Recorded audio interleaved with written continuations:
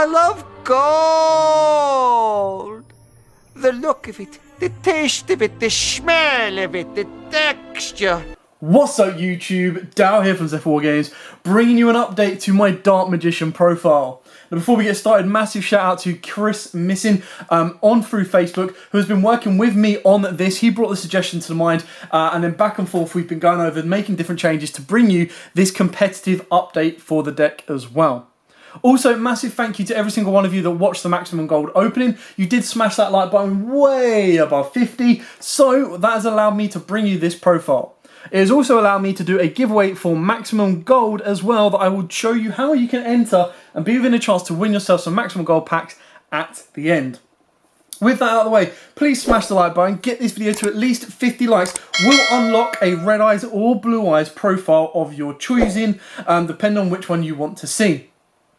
With that out of the way, let's get cracking into today's profile and combo for Dark Magicians featuring the Phantom Knights. Now, of course, we are going to start off with triple gold Dark Magician. I didn't manage to get my third English copy. That is on its way, but we do max out on Dark Magician. I absolutely love the gold artwork on this. The gold feeling, the gold texture, and the fact that it's the original artwork as well really makes a difference for this card for me. And to complete the gold set, of course, we do play the one gold Red Eyes Black Dragon. It would be better if we had got Red Eyes Fusion as well, but regardless, just having the pair of these as the original artworks in this new gold rarity, which I really like, is awesome. We'll then move on to our only main normal summon of the deck, and that is Triple Magician's Rod. This gets everything going. This is one of your ideal contenders for your combo that I'll show you at the end, and it actually leads into some very spicy plays as well. Then, of course, we've got Triple Magician's Souls. This, of course, is one of the best extenders in the deck. Now, the idea of this particular deck is to go first. You are to design and build your board, backing it all up with the ideal scenario is Circle, Eternal Soul, Bardiche plus Verte Anaconda plus Dragoons. And that can even go a little bit further depending on what else your rest of your hand is like. And that only takes 3 cards. So you play an awful lot of extenders. And the other extenders that we do play in this deck are, of course, 1 Apprentice Illusion and the 1 Palladium Oracle Mana. Now, the reason I went with Mana over Dark Magician Girl, and this is a lot of back and forth or a lot of controversy amongst kind of the Dark Magician fan base, in the sense that with Dark Magician Girl, I don't see the reason of putting it in the deck unless you're going to put in something like Combination. Because if you're going to put Dark Magician Girl in the deck, the one thing that it will serve in a deck like this more is the fact that it's an allure target. It's very rare that you actually resolve the Dark Magician's secondary effect. Because a lot of people are going to read that effect and they're going to go, well, I'm not going to destroy it to give you a Dark Magician and Dark Magician Girl. I'm actually going to try and negate its effects. I'm going to try and bounce it. I'm going to try and get rid of it any which way I can. So the reason I went with Mana is purely because 9 times out of 10, my opponent might have an Imperm. They might even have a Veiler. And if they're going to want to drop it, they're going to want to drop it on the Soul so I don't get the draw. They're going to want to drop it on the Rod so I don't get the Search. Now, the combo can still be played even if you don't get a Search off a Rod, which is absolutely fine. But what that does allow me to do is send in as cost mana to the graveyard. Then if they want to target Souls or Rod, I can bring mana back, and that completes my extension already from 2 cards rather than 3 cards. So it actually helps me out more if they try to stop these cards playing. On top of that, she does count as a secondary name in the graveyard for Magician's Souls, so you can banish Souls to draw 2 cards instead of 1 during the end part of the turn as well. Then for our non-Dark Magician extenders, we do play Triple Jester Conflict. This to me is the best extender outside of Dark Magician cards themselves, purely because it is a level 1, it is a Dark, so it's an allure target. It can also be special summoned more than once, you can only control one of them. So as long as you turn one of them into a Link Karibo or a Relinquish Anima, you're able to continue making your plays and continue your extension as well. The other card you could consider is Vishuda, but the reason I chose not to put Vishuda in this deck is purely because A, of space. The deck is 42 cards at current. But secondly, yes, it is a nice allure target, but it's another level 7. So if I don't open it up, it's a dead card in my deck. If I'm not going for rank 7 plays, which I'm really not in this particular build, it's not really helping me out too much. Whereas Jester Conflict is 99% of the time always live. It's a normal summon into a Karibo, into Relinquish Anima. It's also a set if I need to. It's an easy summon, it's an easy special summon, and it's also an allure target that don't matter how many cards I've got on my board, will always be able to hit the board and deal some sort of advantage to me throughout the entire plays. Then finishing off on the extension monsters, we've got Obelisk the Tormentor, which is, in my opinion, the most playable god card right now. Purely because it has a base of 4k stats of attack and defense. Secondly, its Regeki effect is both useful going second as well. But the idea is you're going to be using this as your extension off of the True Name. Now, the True Name is part of the combo, or makes the combo even better. But what that ideally allows you to do is True Name allows you to add any card from your deck if you stack it with Circle, or a Rod / Magician's Souls off of your deck if you stack it with Soul Servant. So you get more advantage the further in you go. So very, very good, and Obelisk the Tormentor is a must-have if you play the True Name, which I think is one of the best extension cards in the game. Because like I said, it lets you add the top card of your deck, it lets you add, and when you're stacking with 2 cards that you're playing at 3 of in your deck, and both of them being searchable, it's a must-have. And then for the Phantom Knight engine, we've got the 1 Cloak and the 1 Boots. Now, if you want to make this more Phantom Knight related, you can start adding in scales, you can start adding in, I would go for a rank 4 play deck where I'd pretty much go for Raider's Wing into Ark Rebellion into Zeus. Now, if you want to do that, you're going to be turning it into more of a Phantom Knight deck than you are a Dark Magician deck, which is why this deck is a Dark Magician deck featuring Phantom Knights, because the idea is it just literally gives you more to defend yourself with. The only downside for this particular build is that it does run into Nibiru, but the idea is your opponent's probably going to be like, oh, it's only Dark Magician, I'm not going to bother putting Nibiru in, and that's when you're going to catch them cold. Moving on to the spells, of course, we've got triple Dark Magic Circle, standard, play of 3 of, staple, absolutely must of. Same with Soul Servant, must at 3. Your draw ability, the stack ability, pretty much if you have the ability to, if you top deck this or have 2 of these and you activate it during your turn, during your opponent's turn, sorry, you can stack your deck with a card that you want to draw, which can be Rod or it can be Souls. Then you banish it from the graveyard, and as long as you've already got mana in the graveyard, you're always going to be drawing 2, because it's very rare not to have mana and Dark Magician in the graveyard from that point on. And then the only real draw card in this deck is of Allure of Darkness, or the main, just draw on its own without having to go anywhere, is Allure of Darkness. Now, with this deck, because the idea is to get to Bardiche, then get to Dragoon on pretty much an autopilot kind of play, you don't mind banishing at least 1 Dark Magician. The only card you really don't want to banish is Red Eyes, obviously, but it's not the end of the world should you do that, because there are other alternatives that I will show you towards the end of the video as well, of how you can still go full combo without even needing to go through Red Eyes. And basically, it's part of the Bardiche combo, actually puts a dragon in your graveyard. So if you do open up Red Eyes Fusion, you can actually go for Magical Eyes Fusion and pretty much get the same result as well. So Allure of Darkness, again, as long as you get your extenders, all of the spare extenders off of that, like a secondary Rod, secondary Souls, secondary Jester Conflict, can just be banished once you've built your board up. And that's only going to allow you to get into your back row cards with your Circle, your Eternal Soul, your Gozens as well. Double True Name, just a free extender card basically, alongside Dark Magic Circle and Monster Reborn. But one thing you got to keep in mind as well about the True Name is it's never dead. As long as you're going to stack your deck with Circle or Souls, it's always going to be live. You don't need the god in deck to be able to resolve it, which is really, really good. I went with the 1 Monster Reborn, purely because, again, in the exact example of just a Conflict is, or even Souls. Souls into Link Karibo, goes to the graveyard, Monster Reborn, bring it back. As long as you've got your normal summon or another special summon on the board, that's Bardiche combo. So Monster Reborn was a bit more generic, and Dark Magic Veil, in my opinion, was better again than Vishuddha, because it didn't really require me to have a lot. All it needed me to have was a spellcast in my hand or grave, which is always going to happen. The only downside of it is by the time you finish your full combo, you would have already taken 3,000 damage yourself, but that's just basically by and by of the way the game goes right now. Then for the last one of spells, we've got the 1 Dark Magic Inheritance. Now the reason this is so important is because, again, you want to end your board having an Eternal Soul set with a Circle. And after you've done your Red Eyes Fusion play, you've already put Red Eyes Fusion in the graveyard. If you've put Allure, Monster Reborn, Dark Magic Veil, you're going to have 2 spells in the graveyard. So then if you do open up the Inheritance, you can banish that and get the missing Dark Magician card, or Dark Magician spell more specifically, that you haven't got. Whether it be Circle, whether it be Eternal Soul, the consistency factor in order to get to those cards is as high as possible. And then for the last one, we've got our fusion spells. So you've got Secret Dark Magic, Red Eyes Fusion, Magical Eyes Fusion. Now, the Red Eyes Fusion is pretty much self-explanatory. We all know why that's in here. Same for Magical Eyes Fusion as well, but this basically gives you a go second option from Verte. It also gives you a kind of late game play on top of that, in the fact that you just go Magical Eyes Fusion, banish Red Eyes, banish Dark Magician, second Dragoon, off you go. The Secret of Dark Magic actually has a very, very spicy target in the extra deck, and I'll show you that later on. And it's basically a target that if you get Dark Rulered, or even if you don't get Dark Rulered, you can turn the useless cards you have on your board after you've made the fact, so your Verte, your Rusty, and then a Dark Magician, into a card that is going to stop your opponent's special summoning from the extra deck, or at least negate a summon coming from the extra deck, which is beautiful. Onto the traps, we've got triple Eternal Soul. This no longer loses you game because of Dragoons. The fact that Dragoons can't be destroyed by card effect outright actually helps you out a lot. In the old days or before Dragoons, if your opponent would always target your Eternal Soul, the second they killed your Eternal Soul, you lost the game. Because it's so hard to then rebuild your board presence from that point on. Whereas now, even if they get rid of your Eternal Soul, yes, you'll lose Bardiche, yes, you'll lose Verte Anaconda, but you'll still have Dragoon. Dragoon can then protect or negate the first thing that tries to get rid of this if you want it to.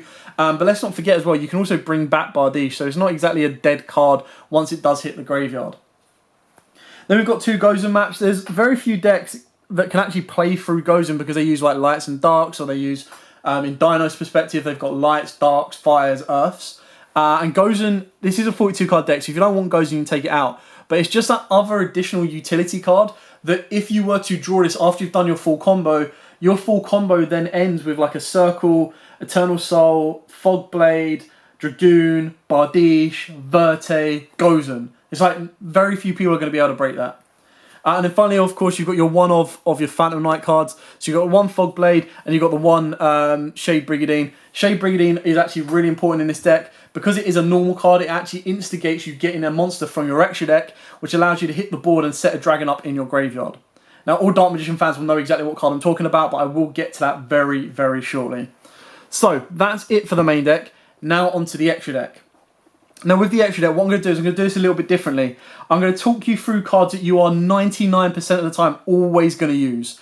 Then I'll talk to you about cards that are 60% of the time, and then I'm going to take you through the last batch of cards, which are pretty much going to be cards that are like, down to personal preference. So I'm going to show you 17 cards. I'm going to explain my reasons for the 2 that I'm taking out. And then the rest comes down to personal preference. So cards that you are going to be using 9 times out of 10 on your first turn. Of course, Red Eyes Dragoon, shocker. Your Imduct, your World Chalice, Guard Dragon. So keep in mind, Verte Anaconda requires 2 effect monsters. So you can't just use the Phantom Knight of Shade Brigandine to go straight into Verte. You need to turn it into an effect monster, which is where Umduct comes in because it just requires 1 normal monster. You could play Link Spider, but you're better off putting Umduct because then Umduct goes to the graveyard and it's a dragon. So you've got even more place to go. Of course, you've got your Phantom Knights of Rusty Bardiche. That should always be played. And then, of course, you've got your Predaplant Verte Anaconda. We've then got a second Dragoon as backup. If you don't own a second, that's fine. But Dragoon is pretty much the first fusion you go into. It will be the second fusion you go into if the first one gets cleared, and if not, it gives you that ability to kind of come back as well. Now the cards that you're going to be using 60% of the time, which are either going to be your match winners, they're going to be your game starters or your board blockers, anything like that. You're looking at your Blackluster Soldier, Chaos. Now, purely because if you make this with IP Masquerena, your opponent's going to have a tough time getting rid of it. This becomes just as good of a boss monster as stuff like Access Code, as stuff like Avramax, purely because it's just like a card that is nearly impossible to remove. Speaking of, you do have the Access Code. You do have the Selene.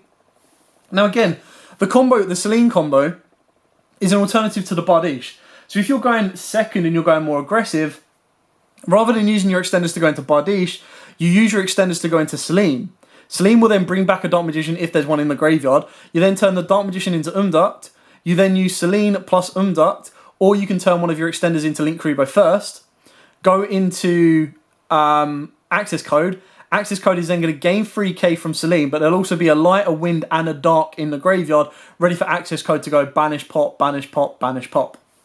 Then, of course, you've got your Link Kuriboh. I went with this like 100% over Anima, purely because this is good going first and second, whereas Anima really is only going to be useful for you going second.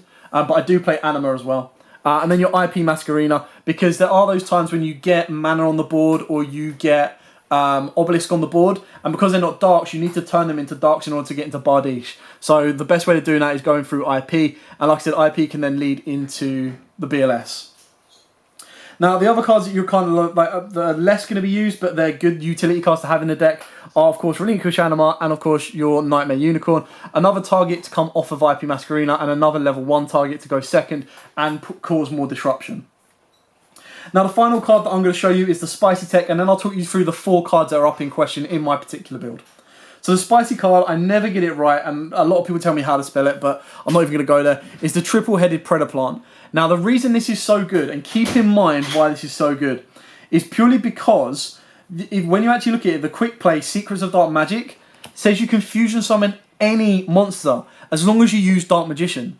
So the idea is, if you end your board and you've got an Eternal Soul plus Secrets of Dark Magic, you can actually use your Verti Anaconda, which is a weak spot, plus your Bardiche, which can come back during the next turn, and the Dark Magician you bring back from Eternal Soul to pretty much stop your opponent summoning from the extra deck. So not only are you going to be able to Fogblade negate, you're then going to be able to Circle Banish, but you're also going to be able to go into the Predaplant to negate a summon from the extra deck. So 3 Dark monsters on the field. Easy.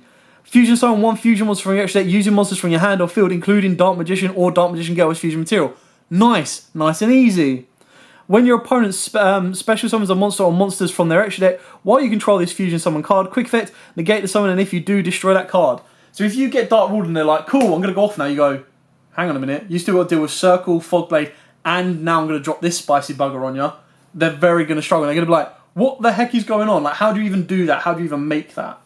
Another one, if you really wanted to play, is you could play Chimera Flesia as well, and the Chimera Flesia can search you out a fusion spell. So then that means you actually have a secondary backup play, because you'd bring out the Chimera Flesia during your opponent's turn, or during your turn mainly, because it can target a card, pop a card, and then if you link it off into the graveyard, it can search you a fusion during the next standby. So these are the cards that I am definitely playing in my particular build, and then the remaining 2 spots are a toss-up or a battle between these 2, and that is Dark Magician the Dragon Knight, the Dark Magicians, Ibon Illusion, and Red Eyes Flare. Now, the reason these 4 cards are here is purely because Red Eyes Flare and Ibon Illusion, in this particular build, I'm not going for rank 7 spam. As you can see, my only rank 7 kind of presence on the board is going to be Dark Magician himself. I'm already sending a Dark Magician from deck to grave using Red Eyes Fusion, which means my targets for this become less and less effective. Red Eyes Flare is pretty much in there as the burn equivalent. So if time is coming, if anything is happening, you can force yourself to make the rank 7 play just for that pure burn damage. Now, the Dark Magician, the Dragon Knight, and the Dark Magicians. Now, the Dragon Knight is probably something in this build that I would actually go for more, purely because I wanted to protect my Gozen, my Fog Blades, and my Eternal Soul a little bit more. But again, like I said, with Dragoon, I'm not really too worried about losing it. The Dark Magicians, again, what's really, really good about it is the draw effect. But because I'm not playing Dark Magician Girl, and I've already talked about the fragilities of the fact it needs to be destroyed. If my opponent banishes this, if my opponent bounces it, the likelihood of it's a second effect resolving is very, very minimal. So what I'm trying to say is don't go, oh, I'm playing this in my deck. Why are you playing this in Dark Magician Girl in your deck? Oh, because of the destruction effect. Because that's just, like, that relies on your opponent too heavily. The only time that will happen is if your opponent doesn't read it, destroys it, and then you go, cool, now I'm going to wall up a little bit. But the second they know what this card does, or the second they read it, they're not going to fall for that trick again. So if I was to go and cut completely, I would probably keep these 2 in here over Ibon and the Dark Magicians. Purely because the Red Eyes Flare gives me that ability that if time does get struck, I have the ability to still burn and win in time if I want to. Dark Magician the Dragon Knight gives me the ability to protect my Gozen, protect my Fogblade, and the rest of my back row. So it's actually a bit more utility-wise for it. However, because I'm not playing Eye of Timaeus, again, I would need to make this using Magical Eyes Fusion, or of course, Secret of Dark Magic. But again, that's then using the same materials of Dragoon. And there's very few scenarios where I'd actually go, right, okay, let's go for this, over going for a second Dragoon. So the 2 that I'd be cutting is these 2, purely because the Dark Magicians is a good, very, very good draw card. But again, it's very situational. And so is Ibon Illusion. I don't think I'm using enough to put Ibon Illusion in this particular build. So this is just for me to say, this is the reason I'm not playing these cards. Don't kill me just yet. These are the reasons I've chosen in this particular build not to play these cards. But if you are a massive fan of the Dark Magicians, if you really want to play Dark Magician Girl, I would definitely advise putting combination in, and I'd probably definitely advise going a bit more Dark Magician Girl focused on that particular kind of stretch. Right, so for this combo, all you need is a combination of these cards that you see in front of you. Now, ideally, these two, or the True Name plus any of these two, is pretty much full combo. Now, one of the nice things about this is, as long as you have Rod, these two themselves are going to get you quite a lot, because what you're going to do from this is you're going to go Rod into Soul Servant. Soul Servant will then stack Circle. True Name will then call Circle. Circle can then be played or added. You'd special summon out Obelisk, and then your Circle can then stack at the top. Then all you would need from this is to have another form of extension. Whether it be Monster Reborn, whether it be Dark Magic Veil, because you can link off your Rod and Obelisk, or just a Jester or a Magician's Souls. On top of that, Soul Servant can also stack Magician's Souls, and then you could be able to search it from there. So what we're going to do in this particular combo is we're actually going to show you any extender. So we're actually going to get the maximum out of it. So we'll go with any extender, but we'll go with Magician's Souls, Rod, and then the True Name. And this works out massively nicely. And even if your Rod gets stopped, then it's not the end of the world. You still kind of you want to open up one of these, or you want to be able to get further extensions. But in this combo, of course, our hand will be Rod, Souls, and of course the True Name. You'd normal summon the Rod. Rod's effect will go off to get you your Soul Servant. You'll activate your Soul Servant to put the Dark Magic Circle to the top of the deck. You'll then activate the True Name, call in the Dark Magical Circle because you know it's already there. You've just put it there. Success! It's Dark Magical Circle. That is then going to be allow you to trigger and special summon out Obelisk the Tormentor. Now this straight away gives you 2 monsters on the board and you've used up your normal summon. Then you're going to use your extender. So this is going to give us maximum potential because we can send mana to the graveyard to let us draw 2. And if our opponent goes, you know what, we're actually going to try and imperm this, then you can do it, bring it back. Now one little tech or one little thing that I will say is you would always do Souls first, because then if your opponent wants to try and stop Rod, you can always bring back mana as well. If you want to, you could get rid of the Dark Magical Circle if you have a second in hand, just to get that additional draw. But even then, you don't really want to dig too deep because you kind of want to keep most of the cards in your deck. So like you want to keep your Red Ice Fusion in there, you want to keep both the Phantom Knights in there, because that's where you get most maximum potential from this entire combo. So then all you need to do is link the Obelisk plus one other monster together into your IP Masquerena. Wherever she is, there we go. Then what's going to happen there is you're going to take your IP Masquerena, I'm just going to move all the spells and all that down, and your Magician's Souls, and you're going to link them together, and of course you're going to go into your Rusty Bardiche. There we go. You're then going to use the Phantom Knight's effect to send a Phantom Knight from your deck to the graveyard, and you're going to be sending your Phantom Knight of Ancient Cloak. There we go. That will then let you set the Phantom Knights of Shade Brigandine, so you need to make sure that off of Eternal Soul you do not send a trap. If you send a trap, you're going to mess up your entire combo. You're then going to banish the Ancient Cloak from the graveyard, and that is going to allow you to add the Phantom Knights of Silent Boot. You're then going to special summon the Phantom Knights of Silent Boot because you control a Phantom Knight, and you're going to activate the Shade Brigandine. Shade Brigandine is a vanilla. Remember, Verte Anaconda requires 2 effect monsters, so you're going to turn that into a Unduck the World Chalice Guard Dragon. Now, from this point on, what you've got to keep in mind is if you've opened up Red Ice Fusion and you're going to go for the Magical Ice Fusion play, that's where Soul Servant should have sent Dark Magician. But we're going maximum potential from this. Keep in mind, you still have 2 more cards to play around with as well. So from this point, you then use Umduct and the Phantom Knights of Boot, and you're going to go into Verte Anaconda. Verte Anaconda will then declare to use its effect by sending a Red Ice Fusion, a Dark Magician, and of course your Red Eyes from your deck to the graveyard. That will then allow you to special summon directly from your extra deck your Red Eyes Dark Dragoon for the low price of 2,000 life points. There you go. So your board is looking pretty good already. Now you might be like, whoa, but even from that 3-card combo, I don't have any discard fodder for Dragoon. You go, well, actually, we've now got Soul Servant in the graveyard. So if we banish Soul Servant, you'll actually see that we've got Mana and Dark Magician, meaning we're going to get to draw 2 random cards. Now, if any of them are spells and traps, you set them. If they're not, they're easy discard fodder or recurrence plays for your next turn. Now, this is where it gets a little bit spicier. Is keep in mind, your hand will now be 4 cards. So, technically, yes, you've used 3 cards to get here, but once you count your hand advantage, you've only used 1 card to get here. And you've also got Boots to banish in the graveyard to set your Fog Blade. And that's it. Like, your opponent has to get through a Dragoon Negate, a Fog Blade turn off, And then if any of the 4 cards remaining in your hand happen to be an Eternal Soul, they've got a Banish of a Dark Magic Circle. If it happens to be Secret of Dark Magic, you've got the ability to drop that the triple-headed Predaplant during your opponent's turn as well. So you've got to keep in mind that a lot of the back row, or the 4 remaining cards in your hand, is always going to be useful to you. Like, they're never going to be dead cards. Even if it's another The True Name, you've got to set up for your next turn. If Bardiche goes to the graveyard, you can bring it back. If they Dark Ruler you, like I said, they've still got to play through a Fog Blade and hopefully the ability of bringing back Dark Magician.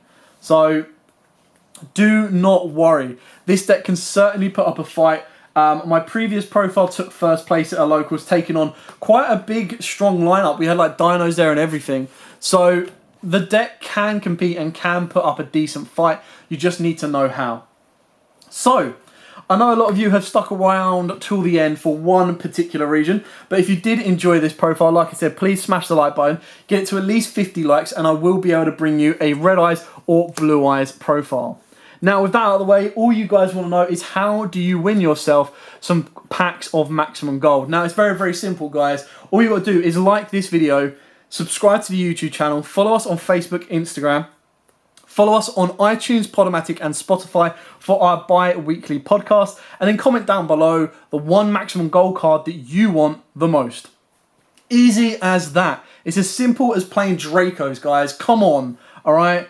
All you've got to do, and again, I will be able to check if you've done these, is subscribe to the YouTube channel, follow us on Facebook, like this video, follow us on Instagram, subscribe and follow us on iTunes, Podomatic or Spotify, any of those 3, and then comment down below once you've done everything, which Maximum Gold card you want the most. It's as easy as that, guys. Come on.